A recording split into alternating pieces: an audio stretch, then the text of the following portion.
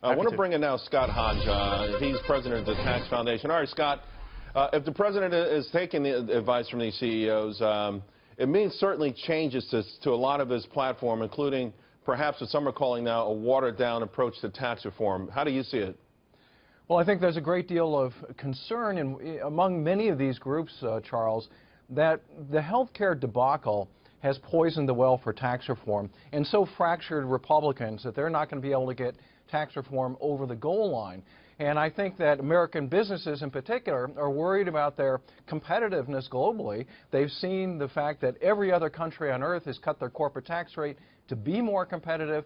As you know, the U.S. has the highest corporate tax rate in the industrialized world. We have a very, very outmoded international tax system that makes U.S. companies less competitive globally, and they want tax reform. So do you think, though, Scott, that the shift that's being reported on makes this easier to happen? Does it bring more people under the tent from both parties and other, and other folks that may be concerned with this?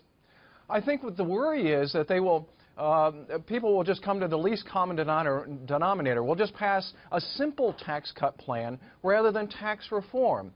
And that's a very different beast. And so what I think that many of these businesses want is real fundamental tax reform. They want to change the structure of the U.S. tax system to allow companies to be more competitive globally, but also to make the U.S. economy more efficient, sure, to improve investment, to improve wages and those kind of things. And simple tax cuts won't do it. And they're afraid that Republicans are so stunned or poisoned by the health care debacle that they'll simply just do the least well, Ronald Reagan went with he had the tax cuts, and then it took a few years before they had more so-called reform. And at this moment, I think President Trump wants a W on the legislative side. True. If you can get these lower corporate taxes in and then start to work on these other things. I know we love to have one big, beautiful package with a bow on it, and, yep, we live happily ever after, but not sure that's going to happen. I want to shift gears a little bit, though, Scott, because Budget Director Mick Mulvaney, he says that if we want tax reform, we have to gut everything, start from the ground up. And Stewart asked Congressman Pete Roskam about this yesterday.